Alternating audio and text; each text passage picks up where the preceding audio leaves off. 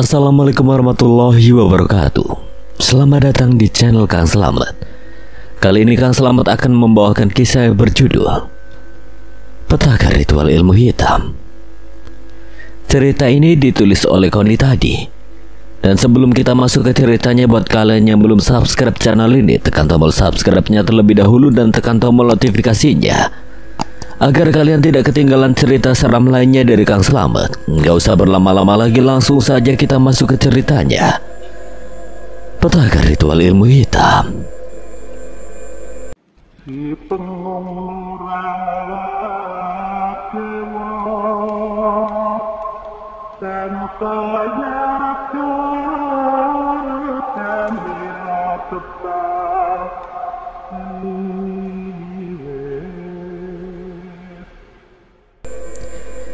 Jalanan yang basah sedikit terlihat licin setelah diguyur hujan. Sepanjang jalan perkampungan yang di sisi kiri kanan jalan ditumbuhi pohon rambutan tampak segar.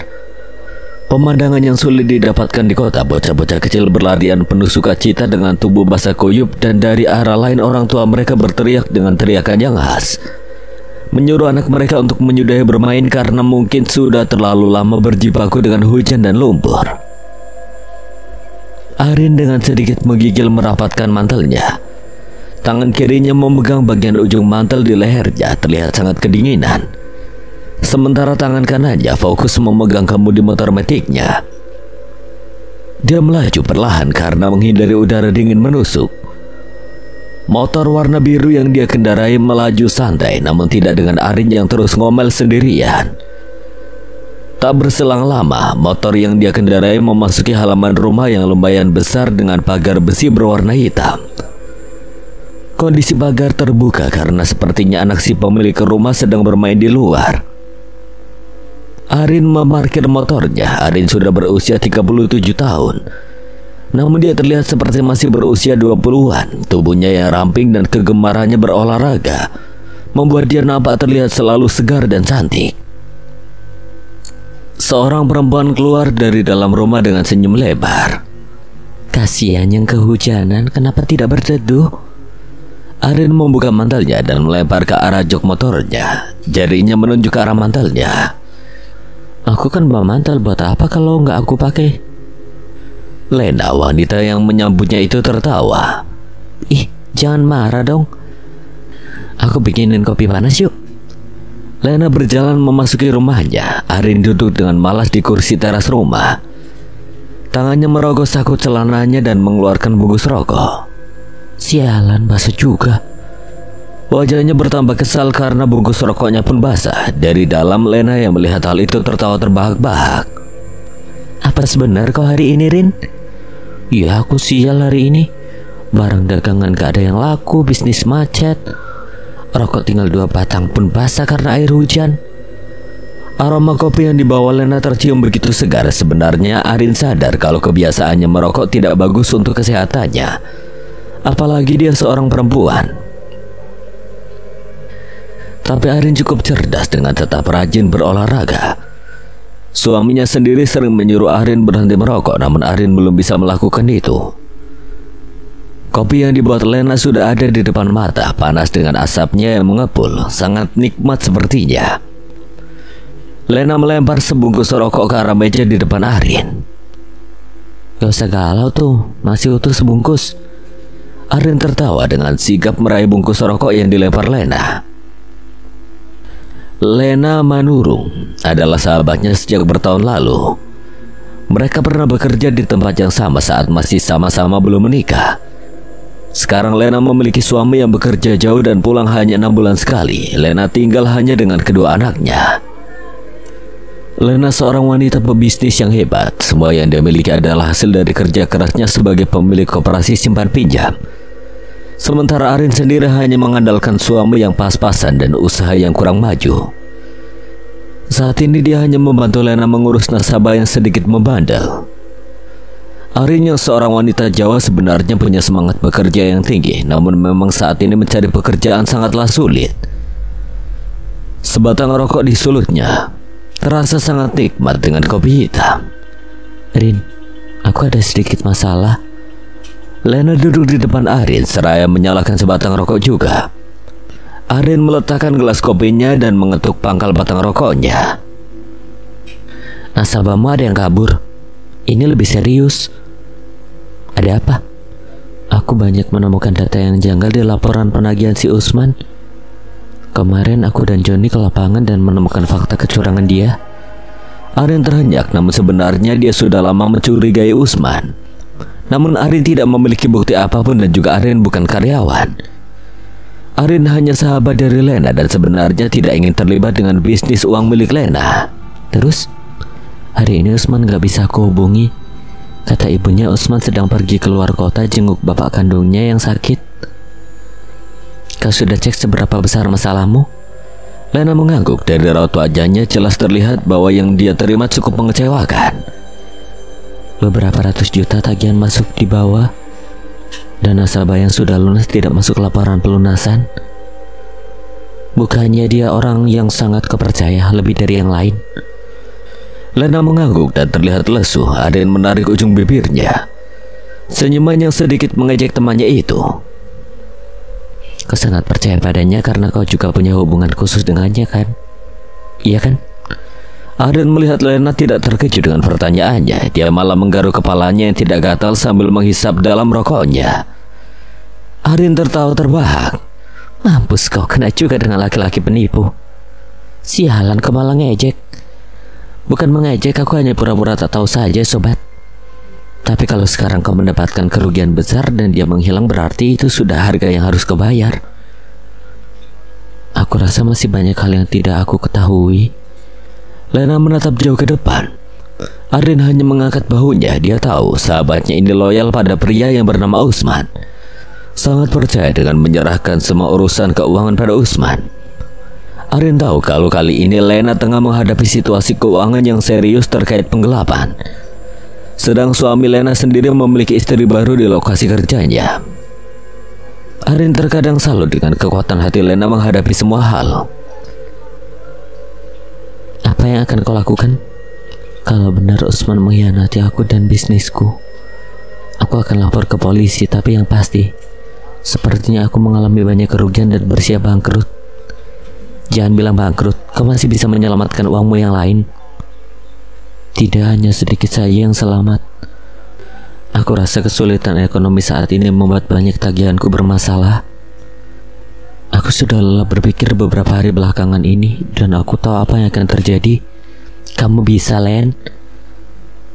Arin berusaha memberi semangat sahabatnya itu. Kedua anak Lena bersekolah dan Arin tahu kalau jatah dari suami Lena sendiri sekarang berkurang banyak. Lena hanya bisa mengandalkan bisnisnya sendiri. Sebagai perempuan berdarah Medan, Lena memang sangat ulet. Namun dia tidak menyangka akan bisa jatuh karena pria bernama Usman. Arin melihat kekhawatiran yang mendalam di mata Lena. Aku hanya bisa bantu semampuku, hanya tenaga. Kau memang teman yang baik, Rin. Arin mengangguk. Menjelang malam hari, Arin baru kembali ke rumahnya setelah menemani dan berdiskusi banyak hal dengan Lena. Suasana rumah sepi. Suaminya 1 minggu ini tidak pulang karena ada keperluan keluarga di kota asalnya.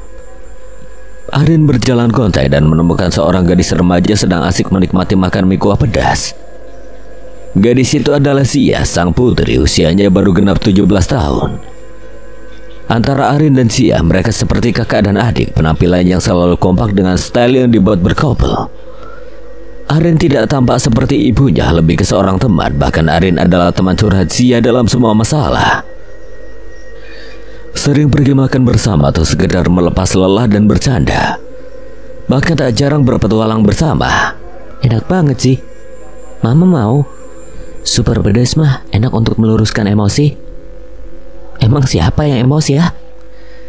Arin duduk di depan Sia dan meraih sendok mencoba mie pedas buatan Sia. Terlihat wajahnya merah karena memang rasanya sangat pedas. Buset, ini mie apa sop cabe? Sop cabe anti galau mah. Kampret lu. Arin memukul pelan kepala Sia. Sia asik melanjutkan aksi makan mie-nya meskipun dengan wajah yang sudah memerah. Arin sendiri pergi mandi. Pikirannya masih berkutat pada masalah Lena yang sebenarnya serius. Arin tahu bahwa Lena benar-benar sudah diambang kebangkrutan. Arin yang segar mengguyur tubuhnya. Rumah tangganya sendiri seperti rasa buah bengkoang, hambar dan dingin. Arin merasa perasaannya pada suaminya sudah berubah, bukan karena ada orang ketiga, tapi lebih pada rasa lelah karena perbedaan pendapat, dan Arin merasa dirinya enggan terus berdebat. "Mah!" Teriakan suara anak keduanya terdengar lantang. Elang, adik dari Zia, terdengar memanggilnya. "Mama mandi, Dek." "Ya udah." Arin agak buru-buru menyelesaikan mandinya, lagi pula airnya terlalu dingin. Dia keluar dari kamar mandi dan melihat anak keduanya yang masih duduk di bangku kelas 3 SMP itu sedang memegang gitar. "Kenapa gitarmu?" Elang tersenyum lebar. Anak keduanya ini sebenarnya sangat istimewa. Meskipun dia nakal pada umumnya, namun Elang punya jiwa sosial yang tinggi. Selain itu, Elang juga punya kemampuan berbeda. Dia sangat sensitif dengan hal-hal berbau gaib, hal yang paling Arin gak suka. Arin selalu tidak percaya hal-hal mistis meskipun gaib itu ada. Dan Elang selalu bicara hal-hal mistis yang dia temui. "Mah, bagi duit beli senar gitar." "Ah, emang kamu mati gitar apa ngamuk? Petik lah mah, masa Elang banting. Nih, sisanya balikin, mama lagi pailit." "Buset dah, kembali cuma 4.000 diminta lagi. Jajan buat Elang aja masih kurang. Buat beli cabai itu. Lah, cabai gampang ada di kebun tetangga. Suwe." Arin menggerutu. Beberapa bulan ini Arin juga mengalami usaha yang sulit. Barang dagangannya banyak yang tak laku. Beberapa dibawa kawannya juga uangnya tidak ada yang datang. Modal habis, barang habis. Arin memukul kepalanya sendiri. Pusing. 3 hari Arin sibuk dengan pekerjaannya sendiri. Arin tidak menemui Lena. Hanya sesekali Lena menelpon. Lena sendiri sedang maraton mencari akar masalah dengan Johnny, karyawannya yang juga dia percaya. Arin tidak ikut terlalu dalam di bisnis Lena. Arin hanya menemani Lena sesekali saja. Selama ini Arin lebih menempatkan diri sebagai sahabat tanpa dibumbui urusan bisnis. Arin sendiri sudah pusing mikirin keadaan ekonomi keluarga yang makin sulit. Sudah tidak bekerja lagi di perusahaan lebih dari 10 tahun. Anak-anaknya sedang butuh banyak biaya sekolah. "Mama, HP bunyi noh." Suara Zia mengagetkan Arin. Arin meraih ponselnya, menatap layar ponsel dan melihat panggilan dari Lena. "Halo, ada apa? Terus bagaimana?" Arin tampak begitu serius mendengarkan suara Lena dari seberang. Terdengar sangat marah dan putus asa. Baru kali ini ia mendengar Lena mengeluh seperti itu. "Yaudah, sini aja kalau kau sempat." "Tante Lena kenapa, mah?" "Tante Lena sedang banyak masalah bisnis. Mau ke sini." "Lokomotif," Zia berkata seraya menunjuk batang rokok milik Arin di atas meja. Mau tak mau Arin tertawa. "Kamu pikir mama dan tante Lena kereta api apa?" "Begitulah faktanya, kalau mama dan tante Lena ketemu ngebul mirip lokomotif." Arin sendiri sedang banyak yang dikhawatirkan, namun dia selalu mengerti mamahnya dan bisa dijadikan kawan bercanda. "Mah, Bapak ada urusan apa di Bandung?" "Gak tahu sih." "Kok gak tahu? Bapakmu kan kalau urusan keluarga jarang bicara sama mama. Takut mama protes, biarin aja." "Iya sih, keluarga mama gak pernah dibahas yang di Jawa." "Itu tahu." Sedang asik mereka berbincang, terdengar suara mobil datang. Mobil warna merah marun. Lena terlihat lesu saat turun dari mobilnya. "Kak Zia bikin kopi sana." Zia mengangguk dan melangkah ke dapur. Lena melempar tasnya dan duduk dengan lesu. "Bagaimana?" "Banyak yang digelapkan Usman, tapi masih banyak yang bisa kamu kelola lagi. Benar, bukan hanya tentang uang aja, tapi dia udah mengkhianati kepercayaanku dan perasaanku. Aku gak terima, aku sakit hati, Rin." Lena memang terlihat sangat kecewa. Arin tahu itu. Arin paham karena Arin melihat ada hubungan spesial antara Usman dan Lena. "Dah, sekarang kamu fokus yang masih ada aja dan lebih hati-hati lagi." Pikiranku belakangan ini sangat kacau. Aku seolah tidak percaya dan tidak tega melaporkan dia ke polisi. Kenapa? Cinta? Kau mencintai Usman? Tidak seperti itu, aku hanya merasa ada sesuatu yang aneh aja. Selama ini aku sangat penurut padanya hingga aku kasih dia kepercayaan dan kendaraan. Aku hanya merasa aneh. Jangan bilang kau kena pelet. Kamu percaya begituan? Aku gak percaya dukun, tapi kalau goib percaya dan mistis, entah, masalahnya banyak sih fenomena seperti itu. Rin, tadi Joni dan aku ke rumah nasabah, dan di sana kakek nasabahku orang yang punya kelebihan metafisika. Dia melihatku seperti aku ini diguna-guna. Mulai deh. Dengar dulu aku ngomong. Rin, aku ingin ke tempat yang tenang dan sepi, bertemu seseorang yang bisa ngasih nasihat atau sekedar melepas beban masalah dan mencari solusi. Kau mau temani aku nggak? Kemana? Ke rumah saudara Joni di Pandeglang. Saudara Joni punya kenalan seseorang yang sering dimintai nasihat dan solusi. Semacam orang pintar, aku pengen ke sana. Dukun? Bukan katanya, tapi entahlah, kita ke sana dulu aja. Arin terdiam seolah tertarik. Kata nasihat dan solusi melintas di otak Arin yang memang sedang galau. Boleh kita coba ke sana? Baiklah, besok kita pergi ke Pandeglang ya. Hari yang dijanjikan pergi ke Gunung Karang kota Pandeglang pun tiba. Mereka berangkat bertiga, Arin, Lena, dan Joni. Sepanjang perjalanan pemandangan alam eksotis dan cukup menarik. Pohon rambutan dan durian berjajar ketika mobil mereka sudah masuk daerah kota dan melewati alun-alun kota Pandeglang. Udaranya pun sudah terasa segar dan berbeda dari kota Serang yang padat. Arin sangat menikmati perjalanan itu. Kang Joni, rumah saudaranya masih jauh. 20 menit lagi kita sampai. Oh, ngantuk kamu? Tidak, aku tidak ngantuk, cuma lapar. Mbak Arin ini kadang suka ceplos-ceplos, jujur tapi lucu.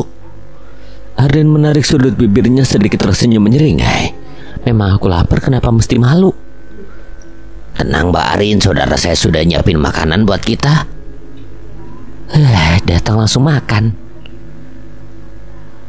Gak apa-apa Bu Bos, memang saya orangnya ramah dan baik. Oke lah kalau begitu. Mereka memasuki jalan yang lebih kecil seperti sebuah jalan menuju arah puncak gunung. Rindang, dingin, dan berkelok-kelok. Ayam kampung berlarian sepanjang halaman rumah penduduk. Kehidupan yang selaras begitu damai dan jauh dari kebisingan. Joni memarkirkan mobilnya di bawah pohon durian depan rumah. Kebetulan durian sedang berbuah meskipun belum matang di pohon. Dengan lemas Arin keluar mobil, perutnya mulai keroncongan pertanda pengen diisi. Sialan, lapar banget. Dari dalam rumah muncul sepasang suami istri dan dengan ramah menyambut. Selamat datang. Nah, kenalin, mereka mamang saya, Mang Darun dan Bi Ima. Saya Arin, Mang. Bi.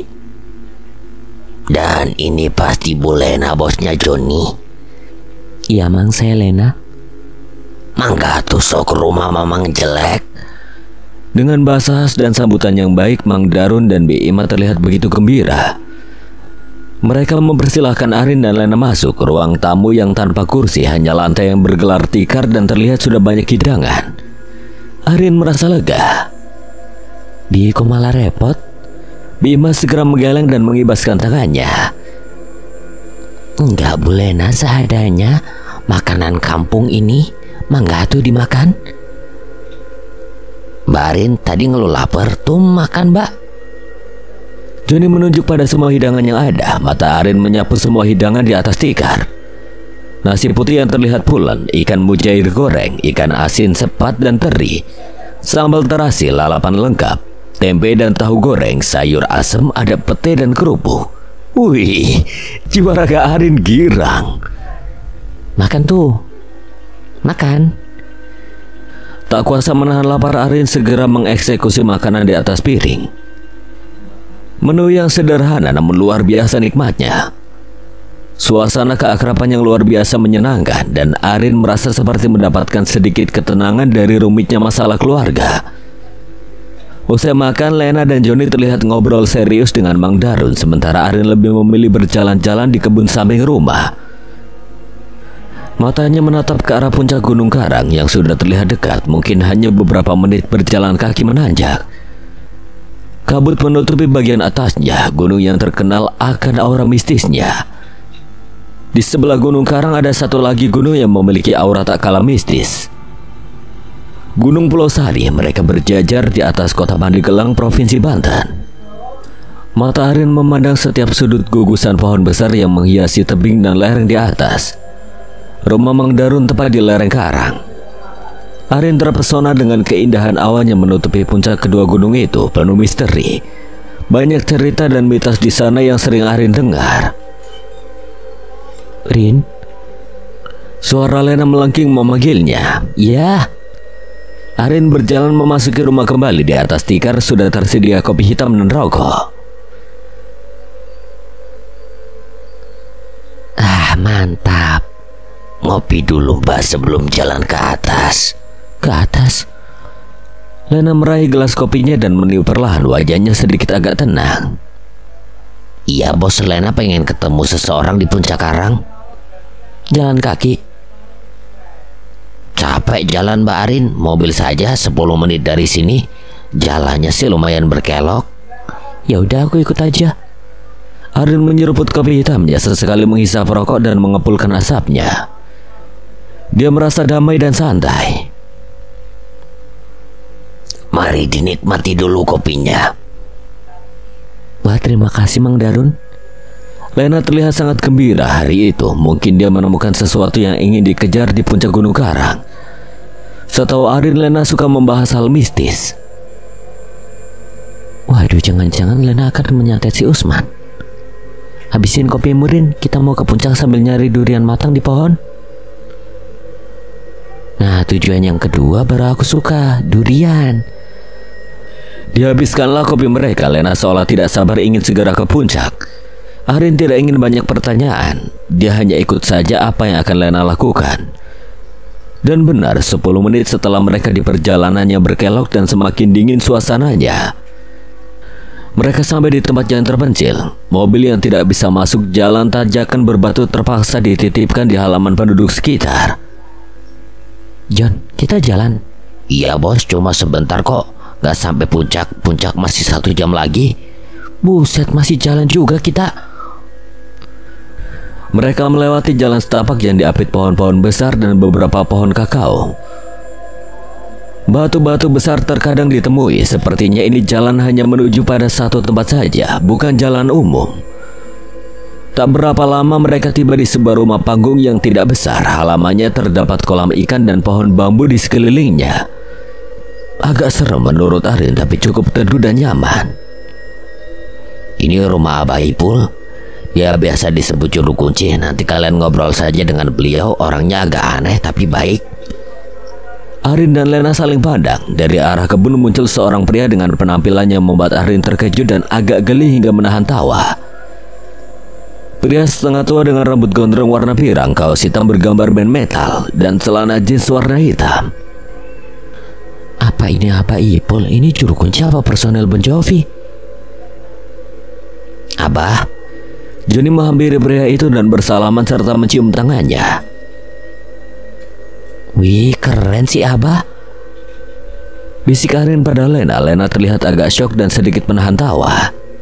Waduh, tamu jauh ini. Mari.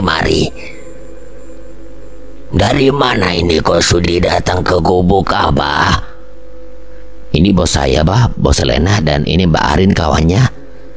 Arin dan Lena mengangguk hormat. Wajah Abah Ipul terlihat sumringah. Selamat datang Neng Lena dan Neng Arin. Ini gubuk Abah. Kalau mau ngobrol sama Abah masalah apa saja, insya Allah Abah dengerin. Arin merasa kalau Abah ini tahu akan kedatangan Lena dengan segala masalahnya. Lena pasti punya sesuatu untuk dilakukan dengan mendatangi seseorang seperti Abah Ipul ini. Arin hanya bisa melihat saja. Arin melihat penampilan Abah Ipul ini begitu unik tapi juga sedikit menyeramkan. Abah jauh dari kata penampilan orang pintar atau dukun, tapi lebih seperti rocker zaman Scorpion.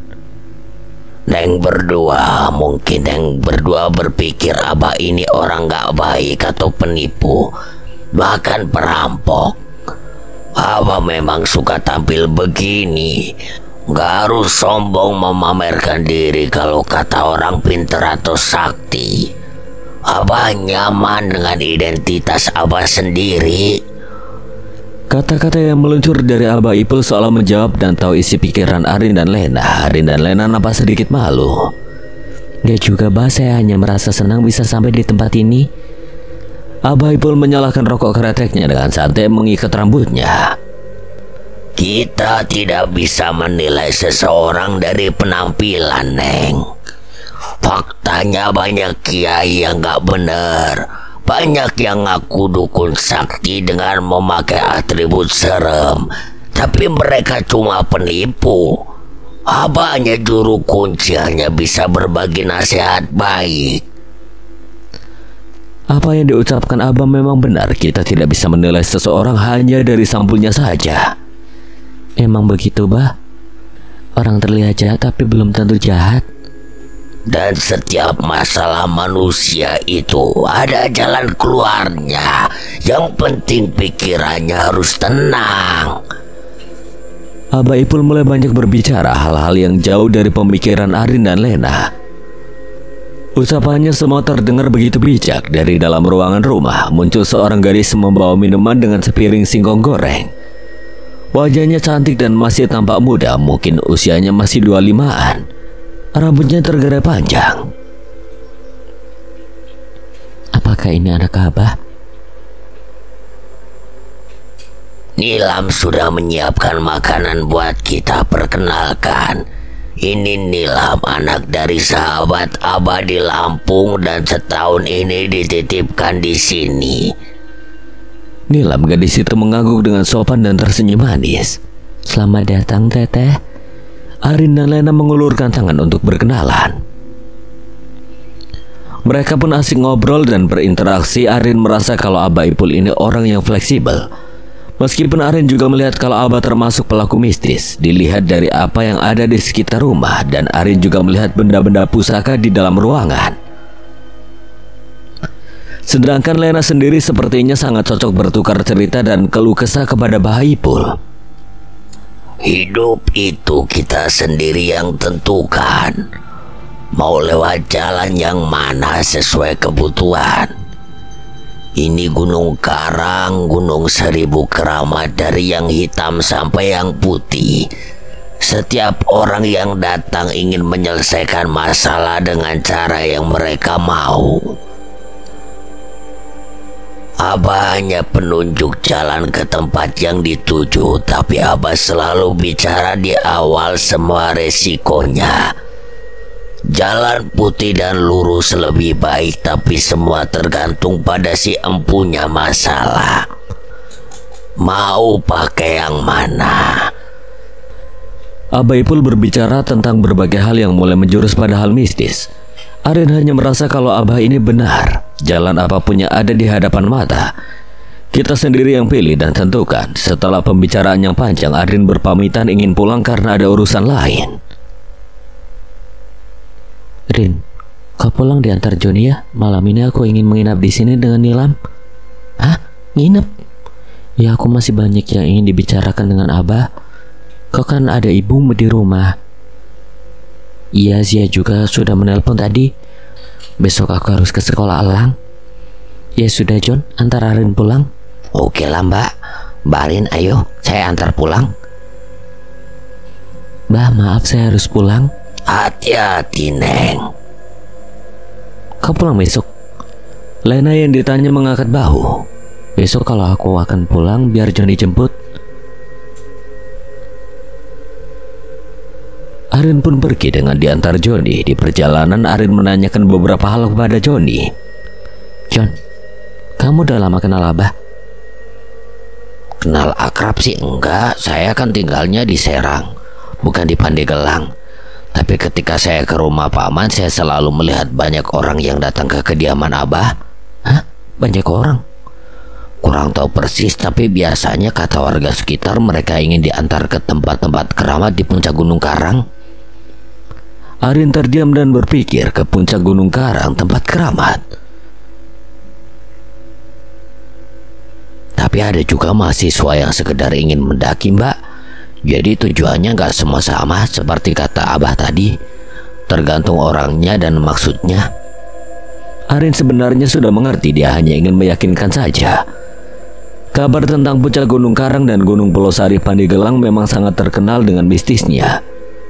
Konon tanah di Banten adalah tanah tua dan bertuah, namun Arin sendiri selama ini hidup hanya berdasarkan logika nyata dan tidak suka bersentuhan dengan hal seperti itu. Walaupun dia pernah mengalami hal-hal di luar nalar, Arin merasa letih hari itu dan ingin segera tiba di rumah untuk istirahat. Perjalanan hampir 2 jam sangat melelahkan. Aroma bawang goreng menyeruak begitu harum, perut yang lapar terasa makin berontak. Arin tahu itu pasti anak laki-lakinya sedang memasak nasi goreng dengan kakaknya. Arin merangkak di atas ranjang dengan malas namun lapar. Kakinya berjalan gontai menuju dapur. Dia melihat 2 anaknya sibuk. Zia sibuk memotong mentimun, sedang Elang justru asik menggoreng nasi. Arin tersenyum melihat kedua anaknya yang tumben rukun.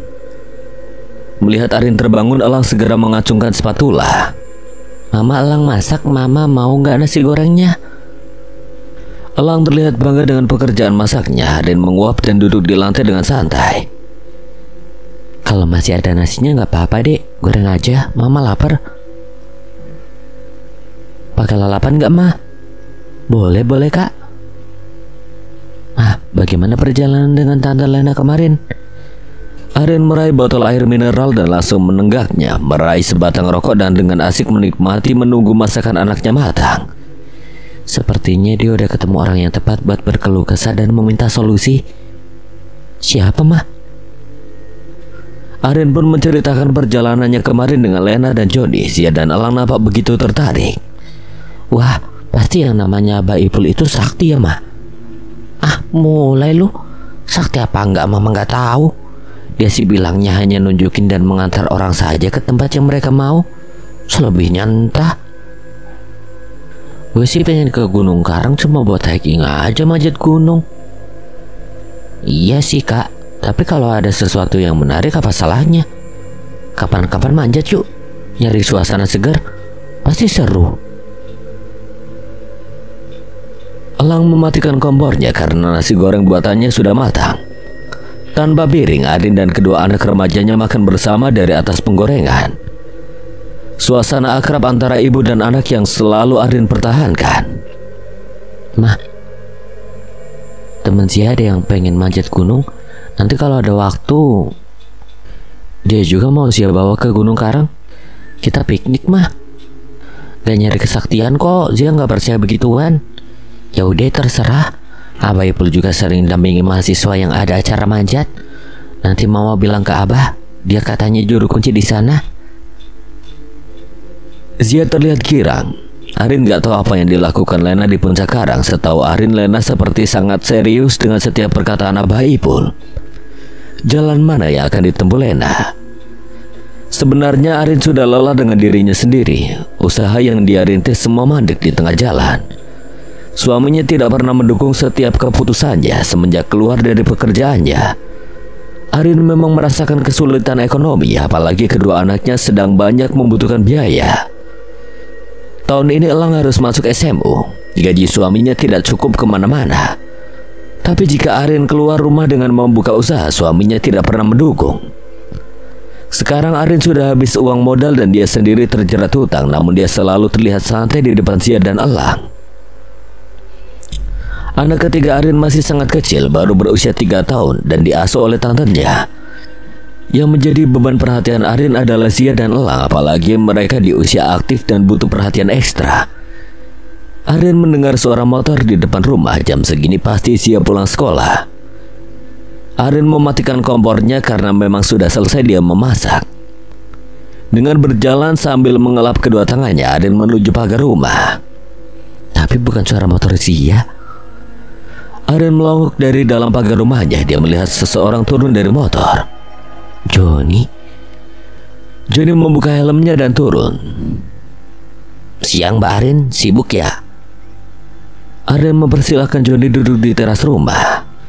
Ya salah John, sibuknya ibu rumah tangga. Ada apa nih tumben? Johnny melepaskan jaketnya dan terlihat sedikit lelah. Ntar John, aku ambil minum. Makasih mbak. Arin ke dapur dan mengambil 2 gelas air dingin. Sepertinya Johnny datang dengan membawa kabar soal Lena. Johnny menghabiskan 1 gelas air minumnya. Ada apa John? Saya tidak berani ikut campur dengan keputusan bos Lena. Saya hanya ikuti perintah dia melanjutkan penagihan yang serba macet dan banyak kendala. Soal pribadi dia yang lain, saya nggak berani mbak. Arin merasa apa yang akan disampaikan Johnny itu penting. Keputusannya mana John? Hubungannya dengan Usman, saya dan Mbak Arin sudah tahu. Sekarang bos Lena sangat kecewa dan banyak menelan kerugian materi. Selama dia di rumah Abah Ipul, banyak yang dia gali dan dapatkan dari cerita Abah dan pertemuannya dengan orang-orang di sana. Sekarang dia sudah mengambil keputusan. Keputusan? Keputusan apa Lena? Dia ingin mencoba memilih jalan yang dianggap dia benar. Entah seberapa besar resikonya. Abah udah ngasih pilihan ke bos Lena, dan bos Lena sudah memilih di antara semua jalan. Apa yang dia pilih? Dia ingin mengatakannya sendiri ke Mbak Arin, makanya saya kesini buat jemput Mbak Arin. Dia sedang di rumah. Hah? Sepenting itu kah? Dia udah turun? Tadi pagi dia pulang. Dia juga harus mengurus anak-anak dan mempersiapkan diri untuk langkah selanjutnya. Makanya dia minta saya jemput Mbak Arin. Ya udah tunggu, aku juga mau ganti baju. Bentar lagi Zia dan Elang pulang sekolah. Arin melangkah ke dalam untuk berganti baju. Kepalanya dipenuhi tanda tanya, jalan apa yang akan dipilih Lena. Tak lama terdengar suara motor Zia yang baru pulang sekolah. Anak gadisnya sudah duduk di bangku kelas 3 SMK. Sebentar lagi akan lulus. Ma, ada Om Johnny tuh teriak-teriak aja lu. Halo Om. Halo Zia. Ma, Zia lapar, udah masak belum? Udah semua, makan sana. Mama mau pergi? Iya, ke rumah Tante Lena. Oh. Kalau Elang pulang suruh makan, jangan kelayapan. Iya. Mah, hari Minggu teman Zia mau ke sini yang suka manjat gunung tuh. Kali aja ada waktu buat manjat. Ya udah, gimana ntar aja Zia. Mama pergi dulu ya. Zia mengangguk seraya meraih piring dan siap makan. Lapar, Arin pun pergi dengan Johnny menuju rumah Lena. Arin melihat Lena seperti berbeda. Ada semangat melakukan sesuatu. Sepertinya dia sudah menemukan jalan yang dipilih. Lena mengeluarkan sebungkus filter dan korek dari dalam tasnya. Bagaimana? Kau tidur di rumah Abah, apa yang kau temukan?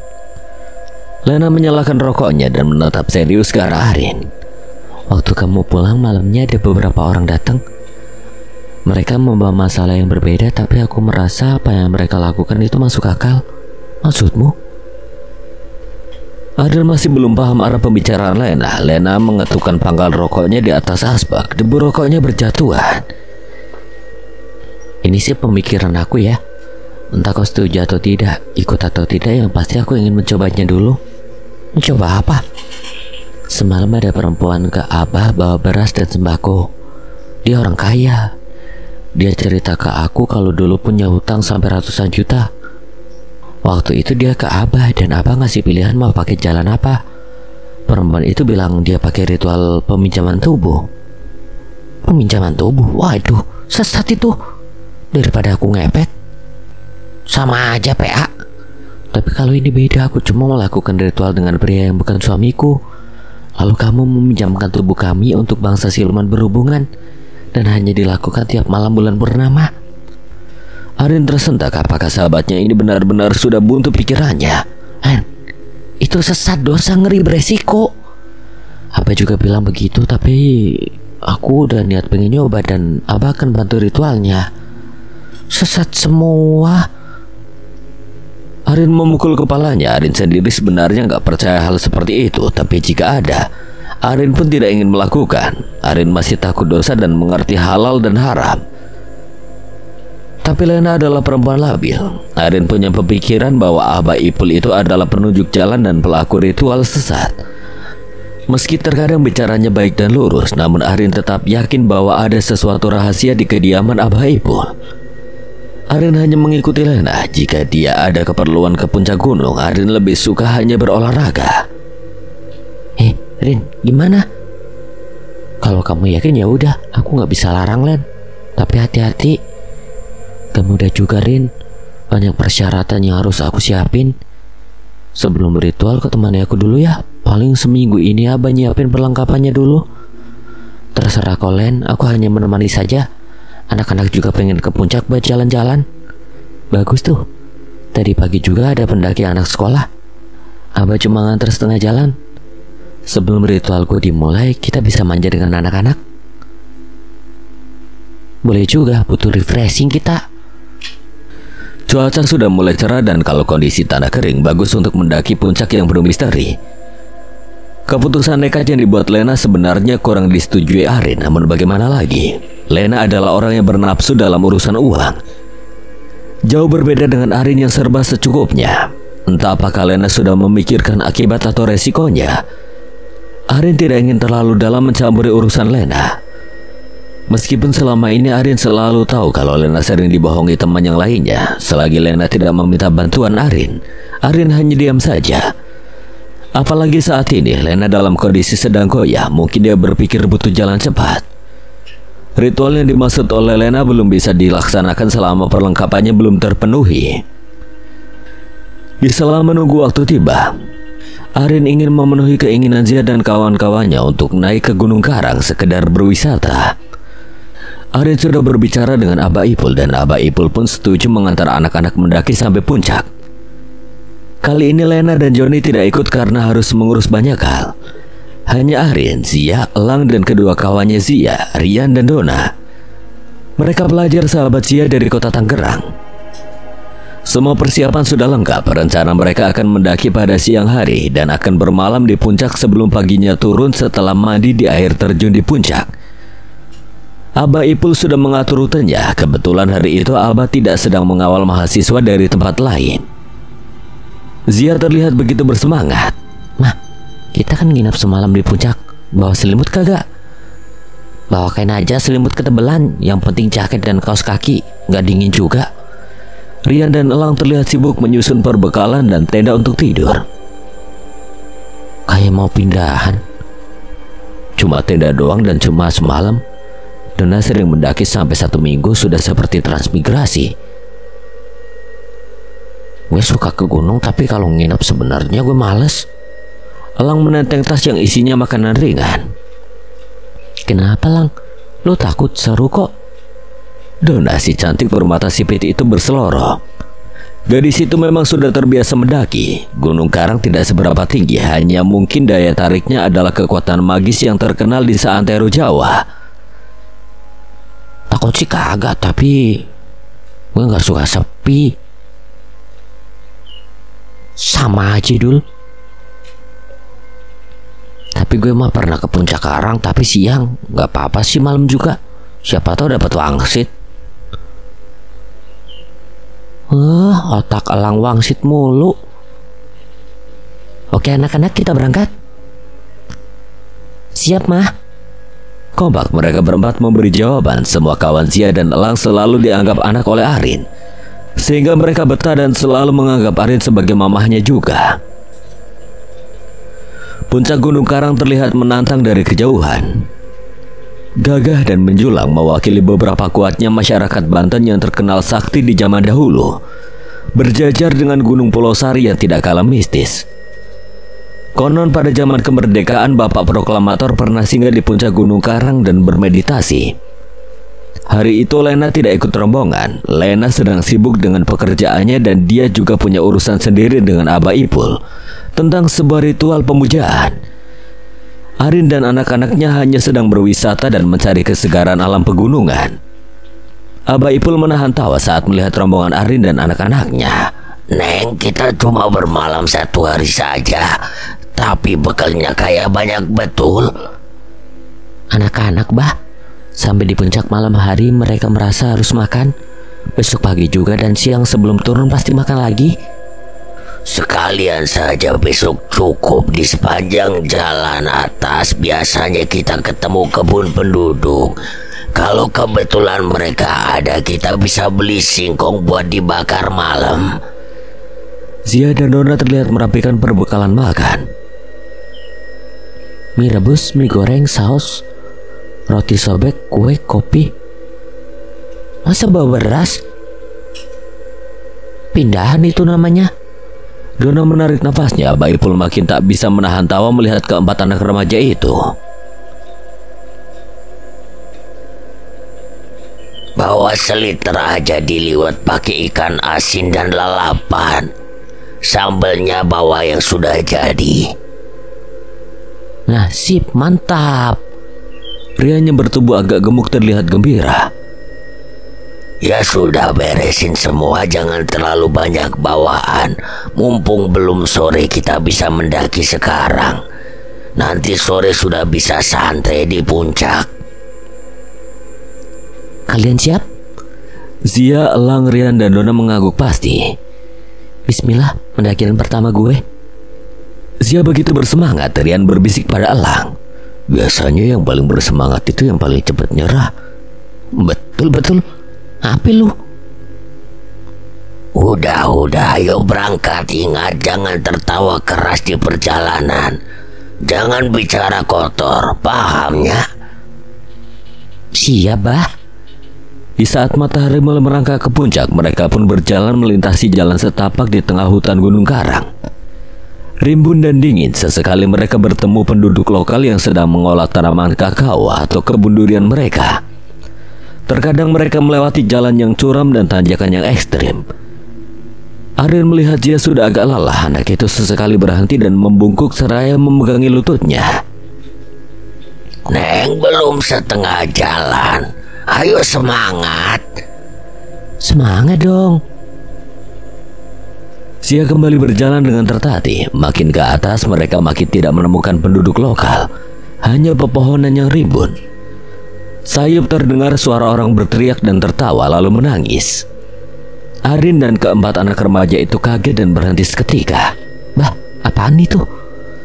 Abah Ipul menunjuk ke arah bangunan yang lusuh dan terlihat tak terawat dengan dinding yang pintunya berjeruji. Itu tempat penampungan orang gila yang sudah parah. Orang gangguan jiwa? Iya. Kasihan banget tempatnya di tengah hutan. Tak terawat, bagaimana keluarganya, Bah? Justru keluarga mereka merasa tempat ini paling sesuai. Mereka gila dan suka ngamuk. Berbahaya di sini, ada orang yang sering datang membantu mengobati. Kadang dokter atau kiai. Ya sudah, ayo naik lagi. Dengan agak ngeri dan kasihan, Arin memandang kondisi bangunan usang itu. Dia berpikir kenapa keluarganya tega membuang familinya di tempat seperti ini. Dengan semangat mereka kembali melangkah makin ke atas dan makin curam. Sesekali mereka berhenti mengatur napas. Sudah lebih 1 jam. Bah, berapa lama lagi kita sampai puncak? Gak lama lagi di depan kita itu, di balik pohon ada pendopo makam keramat Nyai Wulansari. Biasanya banyak para wanita datang melakukan ritual agar terlihat cantik dan menarik. Dari makam Nyai Ratu menuju puncak masih 15 menit. Ritual cantik? Iya, Neng. Biasanya para biduan atau mereka yang punya maksud ingin mendapatkan seseorang. Banyak yang dari luar kota datang ke sini. Mereka akan nginep semalam untuk ritual dan masih banyak tempat lain yang digunakan ritual dengan maksud berbeda. Wih, serem, Bah. Gak usah takut, mereka punya maksud dan tujuan sendiri. Dan mereka sudah siap untuk semua resikonya. Kalian kan hanya jalan-jalan, gak akan mengganggu. Iya, Bah. Berarti betul Gunung Karang sangat terkenal dengan mistisnya. Abah Ipul kembali membimbing mereka jalan. Dan memang di depan mereka terdapat bangunan kecil yang ternyata adalah makam keramat. seperti rumah kecil dikelilingi tanaman mawar dan ada kolam di sampingnya. Ini yang disebut makam Nyai Wulansari yang konon adalah wanita sakti dan cantik di Banten. Arin menatap sekilas dan dia merasa begitu aneh. Mereka tiba di puncak Gunung Karang sore hari. Abah Ipul mencari tempat bermalam yang aman untuk kelima tamunya. Sebuah gua batu kecil yang di atasnya terdapat pohon besar dengan akar yang menjuntai dan separuh menutupi pintu gua. Di depannya terdapat batu lempeng besar. Kalau disuruh milih, Arin lebih nyaman di luar gua daripada masuk gua yang kecil itu.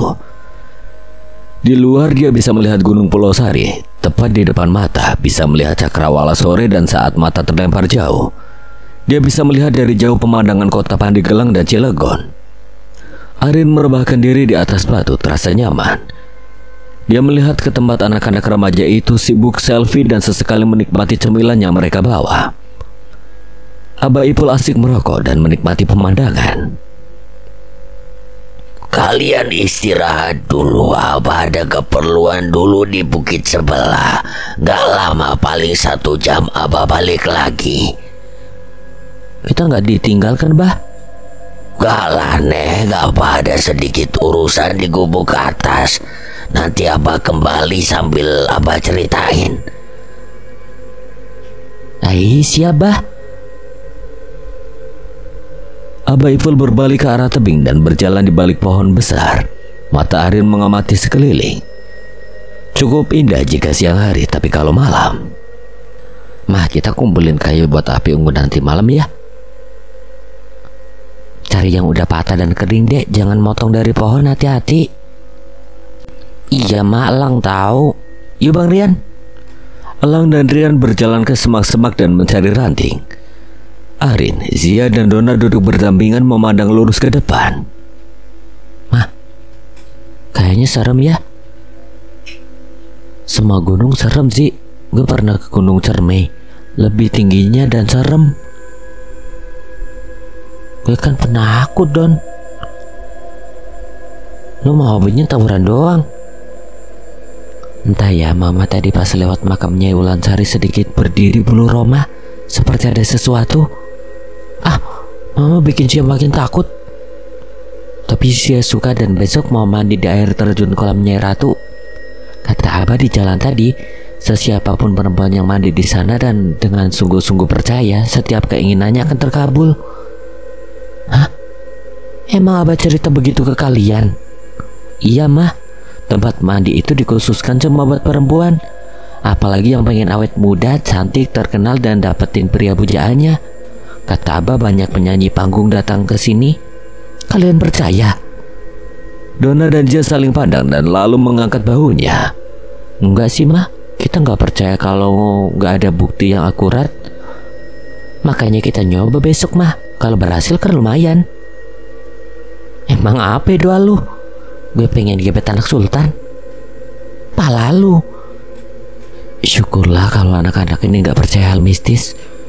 Meskipun ada, namun mereka masih condong pada logika. Arin memang pernah dengar cerita tentang makam keramat Nyai Wulansari ini, dan hari ini Arin seperti dipanggil mendekat. Ada sesuatu yang seolah membuat dia ingin mendekati makam itu. Senja sudah hampir habis dan berganti malam yang gelap. Elang dan Rian sudah siap dengan ranting dan kayu untuk perapian. Abah Ipul belum kembali. Abah belum balik. Paling bentar lagi Abah bilang ada urusan. Weh, urusan apa nih? Kagak tahu deh. Arin membuka tasnya dan mengeluarkan kain untuk hamparan. Sementara Rian, Zia, dan Dona sudah mendirikan tenda untuk tidur. Tuh kayaknya Abah. Elang menunjuk arah pepohonan. Arin menoleh dan benar. Abah datang dengan membawa sesuatu. Nih, Abah bawa singkong dari kebun temen Abah di seberang. Bisa dibakar buat makan malam. Wah, asik, Bah. Kita juga bawa kopi. Bagus tuh. Elang mengeluarkan ceret besi kecil buat merebus air dan membuat kopi. Ini menu gunung yang nikmat. Bikin apinya dulu yang benar. Tenda sudah siap berdiri tepat di depan goa dan di sebelah batu lempeng besar. Pintu tenda menghadap jurang dan pemandangan kota dari jauh. Api sudah sempurna menyala, malam pun sudah merangkak dengan cepat. Dona mengeluarkan beberapa bungkus mie instan. Lapar juga, enak makan mie rebus hangat. Ya sudah, masak mie saja dulu, nanti singkongnya kalau api dan baranya udah hangus. Zia, panci buat masak mie-nya mana? Panci? Karena lu yang dapat jatah bawa panci. Udah disiapin di rumah tadi. Perasaan udah dimasukin ke tas, coba lihat. Zia terlihat sibuk membuka tasnya, wajahnya seketika berubah. Guys, lupa pancinya ketinggalan di rumah gue. Apa? Serentak mereka berteriak hingga apa kaget. Ada apa? PA, panci buat masak malah gak dibawa. Kita masak mie dan nasi besok pakai apa, Dul? Aduh, sumpah gue lupa. Goblok, buset. Rian memukul kepalanya sendiri. Mau tak mau Abah tertawa terpinggal melihat ekspresi anak-anak remaja ini yang panik karena panci ketinggalan. Padahal mereka sudah memegang masing-masing satu buah mie instan dan mangkuk plastik. Zia, maaf. Udah, Abah cari solusi. Kalian bikin kopi dan bakar singkong. Abah ke gubuk Nyai dulu, siapa tahu ada barang pengunjung yang ditinggal. Maaf, Bah. Semoga ada, biasanya suka ada pendaki yang ketinggalan pancinya. Zia melongo dan nyengir seolah merasa tidak berdosa. Kampret doang. Alhasil mereka sibuk dengan membakar singkong sambil menunggu Abah yang pergi mencari panci cadangan. Padahal malam sudah pekat dan sunyi, angin pun sudah mulai dingin. Abah belum kembali meski baru jam 9 malam, namun seperti sudah tengah malam. Pohon-pohon besar terlihat samar dan suara dedaunan tertiup angin. Masih ditambah dengan suara binatang hutan yang berderit. Terlihat cahaya senter datang dari arah bawah. Abah kembali. Ada panci, Bah? Apes. Sudah rebus saja airnya, diceret. Masukin ke bungkus mie-nya dan jadilah mie redam. Lah, suwe itu mah. Daripada gak makan.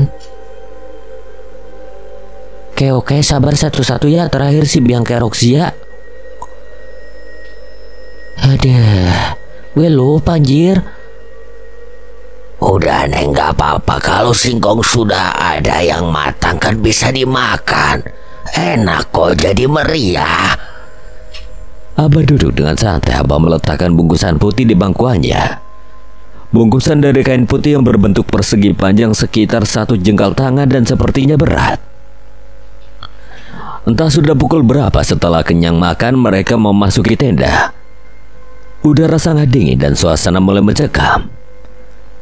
Sinar bulan tidak terlalu terang dan hanya sedikit menyinari daun di atas pohon yang menjulang tinggi. Terlihat betapa takutnya Zia. Dia sibuk mengatur posisi tidur paling tengah. Mah, Zia kagak bisa tidur, takut. Udah remaja. Penakut amat sih. Lu, gue gak enak hati nih. Dona tertawa tertahan mendengar jawaban Zia. Ngeles aja lu. Udah pada tidur. Abah tidur di luar aman lah, merem. Zia memang sedikit gelisah. Rian dan Elang sudah tidur dengan santai. Ponsel semua tidak bisa digunakan karena tidak ada sinyal. Arin sebenarnya juga agak takut, tapi dia lebih memilih menutup mata, apalagi otaknya masih berkelana di lokasi makam keramat Nyai Wulansari. Entah kenapa Arin merasa seperti ada yang menariknya untuk berkeinginan datang ke sana. Arin memiringkan badannya dan mulai memejamkan matanya. Suara belalang malam bersautan, sementara Zia sama sekali tidak bisa memejamkan mata.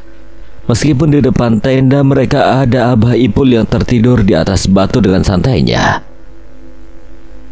Zia menatap langit-langit tenda, kepalanya menoleh ke arah pintu tenda yang tertutup, namun dia merasa ada sesuatu. Zia tidak ingin bergerak, dia melihat semua sudah tertidur. Sialan, kenapa pada molor, mending ngobrol biar gak takut gue. Zia mengoceh sendirian, matanya berputar di sekitar tenda. Angin berhembus agak kencang dan menggerakkan dedaunan. Suara dari teranting pohon pun terdengar. Zia memaksa menutup matanya. Beberapa saat dia merasa dingin. Sampai kemudian dia seperti tersentak dan dadanya berdesir hebat. Sebuah suara yang sangat jelas di telinganya. Harimau. Suara harimau. Hah? Apakah ada harimau di hutan ini? Tidak mungkin. Zia seketika duduk, ketakutan yang menyerang tiba-tiba berubah menjadi sebuah keberanian. Zia merasa aneh karena tiba-tiba rasa takutnya hilang setelah mendengar suara harimau itu. Di mana ada harimau? Zia beringsut mendekati pintu tenda. Dengan pelan dia membuka resleting tenda. Dia mengintip keluar tenda. Matanya membentur tubuh Abah Ipul yang tertidur nyenyak berbalut kain sarung warna merah. Mata Zia menyapu pemandangan hitam di sekitar, gelap dan tidak nampak apapun. Tiba-tiba dia melihat semak-semak yang sedikit bergetar. Samar dia mendengar suara harimau yang menjauh. Zia masih terpengkur dan terus menatap ke arah suara itu pergi. Sampai dia tersadar karena kantuk. Dia pun kembali berbaring dan memejamkan matanya.